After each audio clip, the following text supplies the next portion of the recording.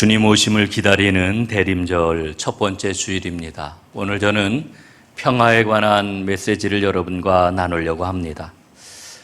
미국 뉴욕에 가면은 유엔 본부가 있지요. 유엔 본부 건물 앞에는 동상들이 참 많습니다. 그 중에서도 두 개의 동상이 굉장히 인상적인데 이 두 개의 동상은 매우 깊은 상징을 담고 있습니다. 첫 번째 동상은 권총의 총구를 말아서 매듭을 지은 동상입니다. 이 동상의 이름을 붙이기를 매듭 지은 총이라고 이렇게 이름을 붙였습니다. 총이 발사될 수가 없겠지요? 모양만 총입니다. 또 하나의 동상이 있는데 이 동상은 칼을 쳐서 보습을 만드는 모습을 조각을 한 그런 그 동상입니다. 지금 이 한 힘찬 용사가 망치를 들고서 칼을 지금 쳐가지고 그 농사 짓는 현장인 보습을 만드는 그와 같은 장면입니다. 이 두 개의 동상은 오늘 본문 이사야 2장 4절 말씀을 형상화한 그런 그 동상입니다. 무리가 그들의 칼을 쳐서 보습을 만들고 그들의 창을 쳐서 낫을 만들 것이며 이 나라와 저 나라가 다시는 칼을 들고 서로 치지 아니하며 다시는 전쟁을 연습하지 아니하리라. 여러분, 세상 모든 사람들은 다 평화를 갈구합니다. 우리가 원하는 것은 평화입니다. 그리고 우리는 평화로운 세상에 살기를 갈망합니다. 그리고 그 평화를 이루기 위해서 인류는 끊임없이 노력을 기울여 왔습니다. 그럼에도 불구하고 여러분 어떻습니까? 아직도 이 땅에 평화는 요원하기만 합니다. 인간의 힘과 인간의 수고만으로는 평화가 이루어질 수 없다라고 하는 것을 우리는 잘 알고 있습니다. 영국의 유명한 역사학자인 토마스 칼라일은 인류의 역사를 가리켜서 이렇게 이야기를 합니다. 투쟁과 전쟁의 역사다. 그의 그러한 그 이야기에 의하면은 인류의 역사가 시작된 이래 1,000명 이상의 사상자를 낸 전쟁이 무려 25만 번에 걸쳐 일어났다고 이야기를 합니다. 고대 국가는 전쟁으로 세워졌고 전쟁으로 유지되다가 전쟁으로 망했습니다. 이게 도식입니다. 물론 이런 전쟁의 와중에도 전쟁을 중단시키고 평화를 유지하기 위한 숱한 노력을 인류는 기울여 왔습니다. 여러분 20세기 이후의 역사를 한번 보십시오. 1912년에 제네바에서 세계 여러 나라의 대표들이 모였습니다. 그래서 이들이 여러 날 회의를 하고 어떤 선언을 했느냐 하면은 전쟁 영구 종식 선언이라고 하는 것을 했습니다. 이 땅에 완전히 전쟁을 이제 몰아내고 다시는 전쟁을 일으키지 말자. 그래서 전쟁 영구 종식 선언을 했습니다. 정말 뜻깊은 그런 그 선언이죠. 그런데 이 전쟁 영구 종식 선언을 한 지 2년이 지나지 않아가지고 오스트리아가 세르비아에 선전포고를 함으로써 세계 제1차 세계대전이 일어나고 말았습니다. 여러분 1차 세계대전 때 전쟁통에 죽은 군사가 1천만 명이 넘는다고 그래요. 2,100만 명이나 되는 사람이 부상을 당했다고 그래요. 여러분 이게 얼마나 어마어마한 그런 그 숫자입니까? 1차 세계대전이 끝났습니다. 1919년에 전승 국가인 27개 나라 대표들이 프랑스 파리에 모였습니다. 파리 강화회의라고 하는 것을 베르사유 궁전에서 열었는데 여기에서 조약을 맺었지요. 이렇게 그 조약에서 이야기를 합니다. 우리는 교훈을 배웠다. 또다시 전쟁이 일어난다면 우리의 문명은 멸망되고 말 것이다. 그래서 이제 전쟁을 다시 일으켜서는 안 된다라고 하면서 국제연맹을 창설하게 되지요. 본부를 스위스 제네바에다가 두었습니다. 그리고는 이렇게 모든 나라에 알렸습니다. 이제부터 모든 국가 간의 분쟁, 국가 간의 문제들은 이제 국제연맹을 통해서 평화롭게 해결을 할 것이다. 이렇게 선언을 하고 통보를 한 겁니다. 실제로 19년 동안에 4,568회나 되는 평화조약을 이 국제연맹을 통해서 이루어냈다고 이렇게 이야기를 합니다. 그런데 여러분 1939년 세계 제2차 세계대전이 일어나고 말았지요. 여러분 2차 세계대전 때 죽은 사람이 얼마인지 아십니까? 2,700만 명이 죽었습니다. 2,700만 명. 옛날 우리나라 전체 인구 숫자지요? 한 나라가 완전히 사라진 거예요. 부상당한 사람의 통계는 정확하게 잡을 수조차 없다고 이렇게 이야기를 합니다. 전쟁 비용이 얼마나 들어갔느냐? 당시 돈으로 5조 1천억 불이라고 하는 엄청난 전쟁 비용이 들어갔습니다. 정말 씻을 수 없는 큰 상처를 인류 역사 가운데 남긴 것이지요. 2차 세계대전이 끝나고 이제 모든 나라들이 모여가지고 다시는 전쟁이 있어서는 안 되겠다. 그래가지고 만들어낸 것이 국제연합, 오늘날 유엔입니다. 유엔이 창설되었습니다. 그래서 여러분 전쟁이 종식되었나요? 이 땅에 평화가 찾아왔나요? 여러분 지금 이 순간 우리가 예배를 드리는 이 순간에도 중동 땅에서는 시리아 내전이 한창 진행이 되고 있습니다. 예멘 내전이 끝나지 않았고 쿠르드족의 무장투쟁이 계속되고 있습니다. 여러분 멀리 중동으로 갈 것까지도 없습니다. 우리 대한민국은, 우리 한민족은 아직도 냉전이 계속되고 있는 그런 분단 국가 아닙니까? 북한의 핵 위협 앞에 세계가 어쩔 줄을 몰라 하고 있습니다.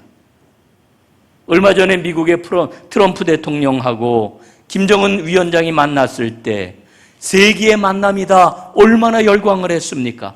두 번씩이나 만났을 때에 이제 엄청난 평화의 진전이 이루어지게 될 것이다 기대를 하지 않았습니까? 그러나 오늘 상황을 놓고 보면은 진척된 게 없는 것 같아요. 도무지 진척되지 않는 것처럼 이렇게 보입니다. 여러분 이런 상황 앞에서 우리는 다시 한번 고백을 하게 되지요. 인간의 힘과 인간의 능력으로는 진정한 평화를 이룰 수가 없구나. 여러분 그렇다고 해서 오늘 이런 상황 앞에서 우리가 어떤 마음을 가져야겠습니까? 맞아. 평화는 불가능해. 어떻게 이 땅에 평화가 이루어질 수가 있겠어? 아니 북한 그놈들이 어떤 놈들인데 핵을 포기하겠어? 어림도 없지. 물론 여러분 우리가 북한의 위장평화 전술에는 정신을 바짝 차려야 됩니다. 그러나 그렇다고 해서 낙심하는 마음으로 현실 앞에서 무력한 우리의 모습을 한탄하는 걸로 그친다라고 하면은 여러분 안 될 일입니다. 우리가 오늘 해야 될 일이 무엇일까요? 하나님의 도우심을 구해야 합니다. 하나님의 역사를 기대해야 합니다. 여러분 오늘 본문 말씀은 하나님께서 이루실 평화를 우리에게 일러주고 있습니다. 하나님께서 주실 평화로운 미래를 내다보고 하나님이 주실 평화를 힘차게 선포하고 있는 그런 내용입니다. 예언자 이사야는 평화는 하나님의 말씀을 통해 이루어진다 하면서 그 길을 제시하고 있지 않습니까? 여러분 오늘 예언자 이사야를 통해서 하나님이 우리에게 주시는 이 말씀이 여러분 믿어지시는지요? 어떻습니까? 평화가 믿어지십니까? 저는 오늘 이 말씀을 보면서 당시에 이 이사야를 통하여 말씀의 선포를 직접 들은 이스라엘, 이 유다 민족이 하나님의 이 말씀을 믿었을까?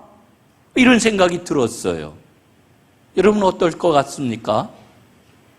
마커스 보그라고 하는 신학자가 있는데 마커스 보그는 놀라움과 경외의 나날들이라고 하는 책에서 예수님에 대해서 이렇게 설명을 합니다. 예수님은 대안적인 지혜를 우리에게 일러주시는 분이시다. 일부를 소개하면은 이런 내용입니다. 예수님의 대안적인 지혜는 많은 사람이 아직 가지 않은 길, 사실상 성령과의 관계 속에서 살았던 삶을 말하는 것이다. 예수의 지혜는 우리를 철저하게 성스러움 안에 중심을 두는 삶으로 이끄신다. 하나님 안에 중심을 두는 삶으로 말이다. 이와 대조를 이루는 삶이 있다. 인습적인 지혜를 따르는 삶이다. 이는 우리 대부분이 지금까지 오랫동안 살아왔던 삶을 가리킨다. 인습적인 지혜의 세상 속에서 살아가는 삶이 우리에게 초래한 것들이 많이 있는데 그 중에 관심을 기울여야 할 것이 있다. 그것은 인습적인 삶은 우리로 하여금 놀라움에 대해서 눈을 멀게 한다는 것이다. 여러분, 우린 세상적인 가치관을 따라 관습적으로 누가 알려주지 않아도 세상은 이렇게 사는 거야, 이런 그 지혜를 가지고 살아가고 있다는 겁니다. 그런데 그렇게 살아오면서 배운 인습적인 지혜는 우리의 삶을 고정된 세계로 그냥 이제 한정시켜 버린다라고 하는 거지요. 닫힌 세계관을 갖게 만든다라고 하는 겁니다. 이런 세계관은 많이 배웠거나 적게 배웠거나 상관이 없다고 그래요. 또 부자이거나 가난하거나 그것 또한 관계가 없다고 그래요. 인습적인 삶에 묶여버리면 사람들은 삶의 놀라움을 경험하지 못한다는 거지요. 여러분, 복음이 무엇입니까? 로버트 브라운이라고 하는 신학자는 복음은 뜻밖의 소식이다, 이렇게 이야기합니다. 복음이 뭐예요? 뜻밖의 소식입니다. 하나님의 놀라움입니다. 그 하나님의 놀라운 소식에 참여하는 것, 이게 바로 구원입니다. 전혀 기대를 하지를 못했어요. 상상하지도 못했어요. 전혀 기대할 수 없는 상황이에요. 그런데 하나님께서 우리에게 놀라운 소식을 주심으로 우리가 하나님의 그 놀라운 소식에 참여하는 것, 이게 바로 구원이라고 하는 거예요. 여러분, 그 놀라운 소식이 우리에게 주어졌을 때 여러분은 어떤 반응을 하나님 앞에 보이시나요? 오늘 이사야가 전하고 있는 메시지가 무엇입니까? 유다 백성은 지금 나라가 망할 것이냐 망하지 않을 것이냐 가늠을 하고 있어요. 그런데 뭐에 의지해가지고 긍정적인 가능 혹은 부정적인 가능, 이런 그 가능성을 지금 점치고 있느냐? 국제 정치 공학적인 차원에서 지금 모든 문제를 보고 있단 말입니다. 애굽 나라의 힘이 이렇게 크니까, 아수르의 힘이 이렇게 크니까, 바벨론의 힘이 이렇게 크니까 우리가 이렇게 저렇게 동맹을 맺고 조약을 맺고 이들의 힘을 의지하면 되겠구나. 그런데 지금 이사야가 뭐라고 말씀을 합니까? 국제정치공학적으로 문제를 바라볼 게 아니라 하나님과의 관계에서 유다의 앞날을 바라보아야 된다 말씀을 하시는 겁니다. 여러분, 오늘 우리가 5절까지 읽었습니다마는 6절 말씀에 보면은 이런 말씀이 나와요. 주께서 주의 백성 야곱 족속을 버리셨음은 그들에게 동방 풍속이 가득하며 그들이 블레셋 사람들 같이 점을 치며 이방인과 더불어 손을 잡아 언약하였음이라. 여러분, 하나님께서 이스라엘을 버리신 까닭, 이스라엘이 심판을 받는 까닭에 대해 분명히 일러주고 있는데 불의했기 때문이다, 이렇게 말씀하고 있는 거예요. 불의했기 때문이다. 여러분, 이사야 선지자가 말하고 있는 불의가 무엇입니까? 두 가지예요. 하나는 우상 숭배입니다. 또 다른 하나는 고아와 과부와 같은 사회적인 약자를 돌보지 않고 이들을 억울하게 하는 것, 이게 하나님 보시기에 불이라는 거예요. 그런데 사실은 이 두 가지는 통하는 겁니다. 서로 통해요. 왜냐? 우상 숭배의 본질이 무엇입니까? 물질 숭배입니다. 여러분, 우리가 똑똑히 기억해야 합니다. 우상 숭배의 본질은 물질 숭배입니다.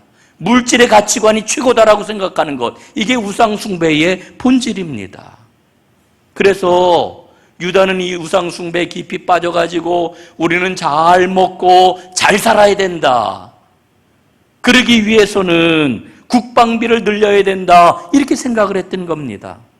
그러다 보니까 하나님께서 가장 깊게 관심을 갖고 계신 하나님의 공의에 대해서는 사람들이 전혀 관심을 기울이지 않았습니다. 여러분, 오늘 이사야를 통해서 하나님이 말씀하시는 바가 무엇입니까? 너희의 가장 큰 관심거리는 가장 좋은 칼을 장만하는 것이고 가장 빛나는 창을 손에 쥐는 것이라고 생각하는데 그 손길을 멈추게 하겠다, 이게 오늘 하나님의 말씀이에요. 그래서 칼을 쳐서 쟁기를 만들고 창을 쳐서 낫을 만드시겠다 이렇게 말씀하시는 거예요. 그러니 악한 길에서 돌이켜라 오늘 말씀하시는 겁니다.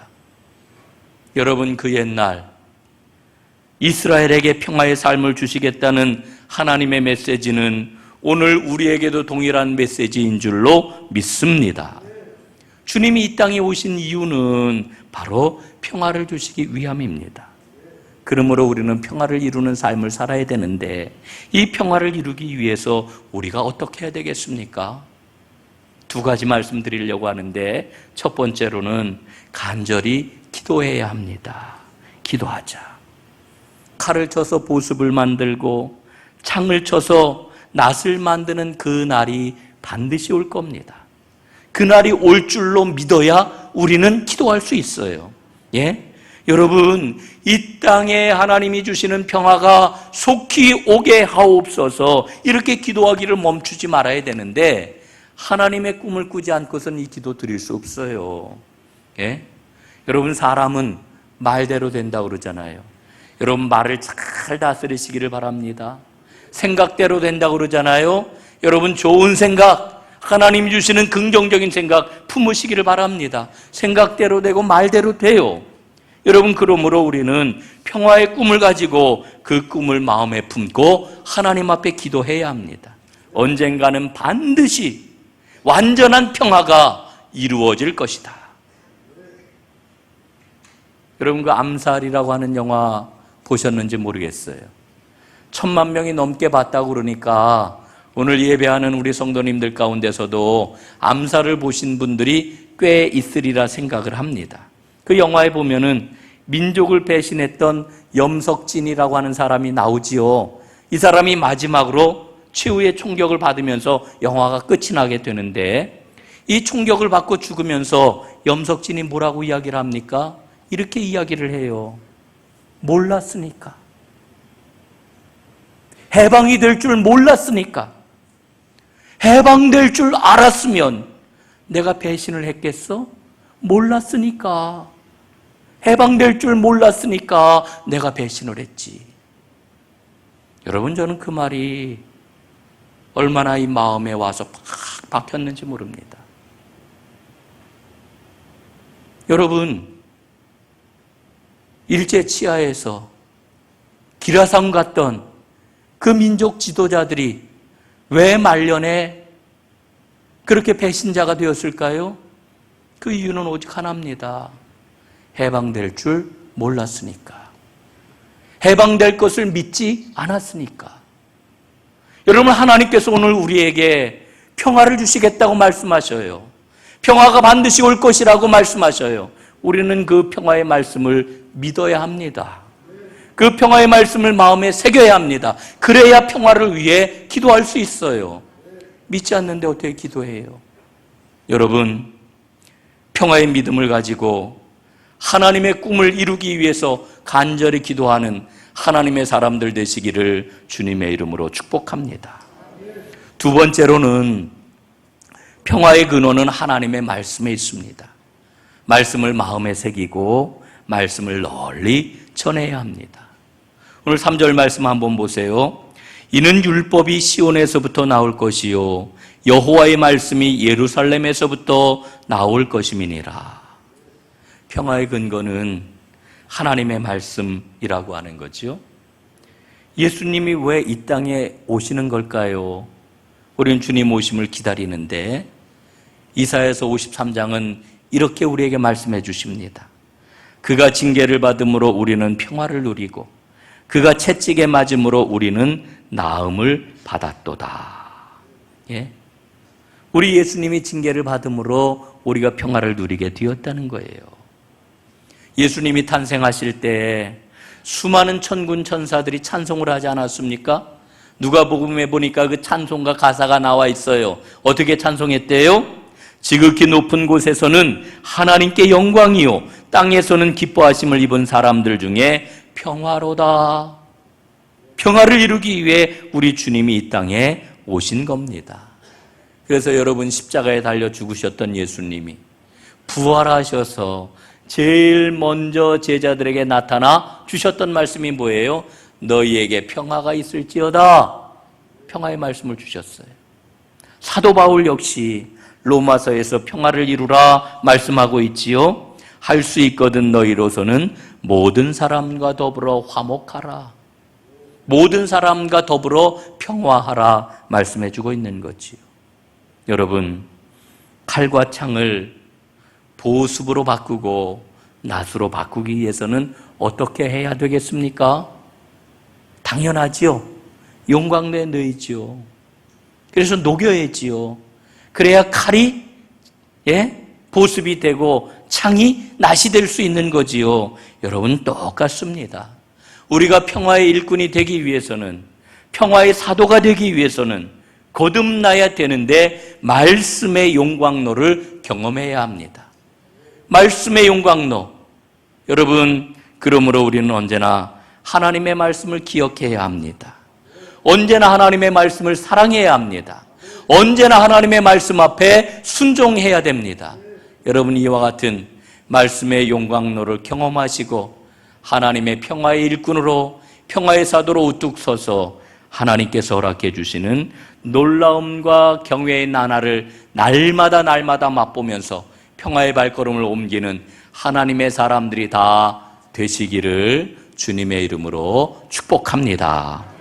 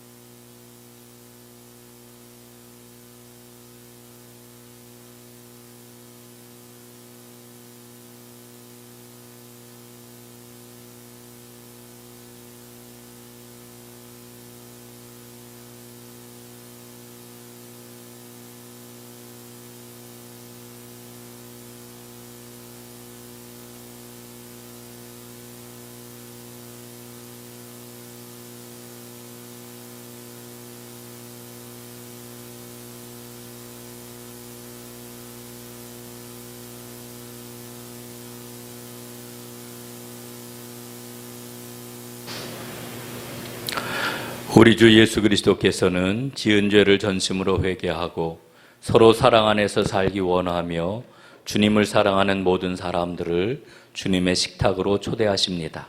그러므로 먼저 하나님 앞에서 우리의 죄를 회개합니다. 침묵으로 기도합니다.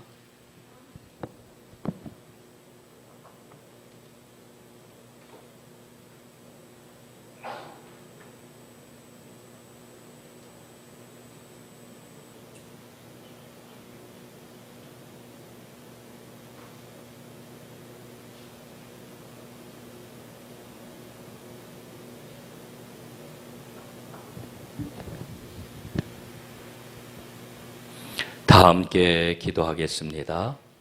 은혜로우신 하나님, 우리를 불쌍히 여겨주소서. 자비하심으로 우리의 죄를 용서하여 주시되 우리가 아는 죄와 모르는 죄, 행동으로 지은 잘못과 마음으로 범한 죄들을 사하여 주소서. 주님의 영으로 우리를 붙잡아 주셔서 생명의 새로움 속에서 살고 주님을 섬겨 당신의 거룩한 이름에 영광을 돌리게 하소서. 예수 그리스도의 이름으로 기도합니다. 아멘. 예수 그리스도의 이름으로 선언합니다. 그런즉 누구든지 그리스도 안에 있으면 새로운 피조물이라.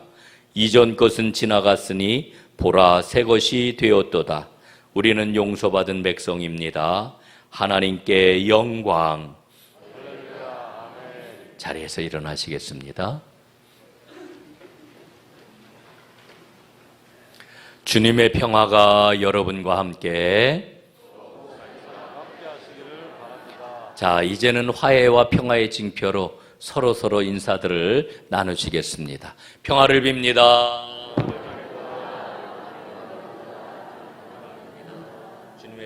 함께 하시기를 평안을 빕니다.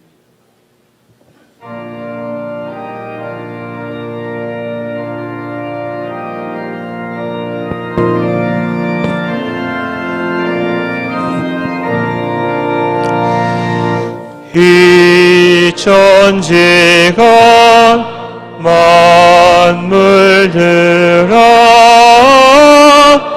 복 지시는 주여와 전능성부 성자 성령 찬송하고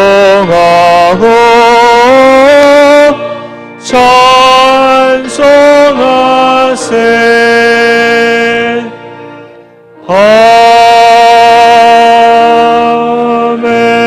아멘. 자리에 앉으시기 바랍니다. 예수께서 우리를 위해 자신을 내어주시던 밤에 빵을 손에 드시고 감사를 드리시고 빵을 떼어 제자들에게 주시며 말씀하셨습니다. 받아 먹어라. 이것은 너희를 위해 주어지는 나의 몸이다. 이를 행하여 나를 기억하여라. 식사를 마친 후에 주님은 잔을 잡으시고 감사를 드리시고 제자들에게 잔을 주시며 말씀하셨습니다. 너희는 이것을 마셔라. 이는 죄를 사하려고 너희와 많은 사람을 위해 흘려지는 새 언약의 피다. 이를 마심으로 나를 기념하여라. 그러므로 신앙의 신비를 고백하는 우리는 예수 그리스도 안에서 하나님의 위대한 일들이 이루어졌음을 기억하며 우리를 위해 자신을 드리신 그리스도와 연합하여 찬양과 감사 가운데 우리 자신을 거룩하고 살아있는 제물로 주님께 드립니다. 아멘.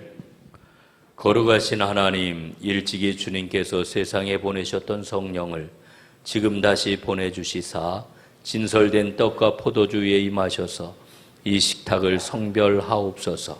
또한 성령께서 여기 모인 우리 위에 함께하사 이 떡과 포도주로 영원한 생명의 양식이 되게 하시며 이를 먹고 마심으로 그리스도의 새로운 몸을 입어 세상을 변화시키는 능력이 되게 하옵소서.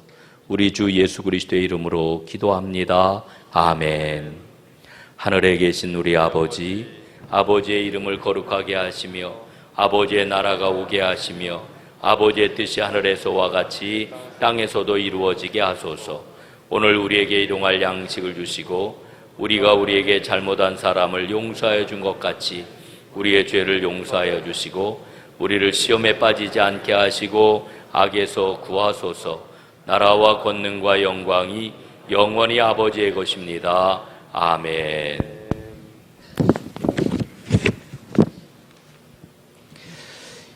이 빵이 한 덩이이듯이 많은 우리가 한 몸인 것은 우리 모두는 하나의 빵을 나누어 먹기 때문입니다.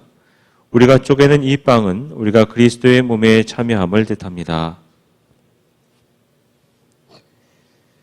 우리가 감사하는 이 잔은 우리가 그리스도의 피에 참여함을 의미합니다.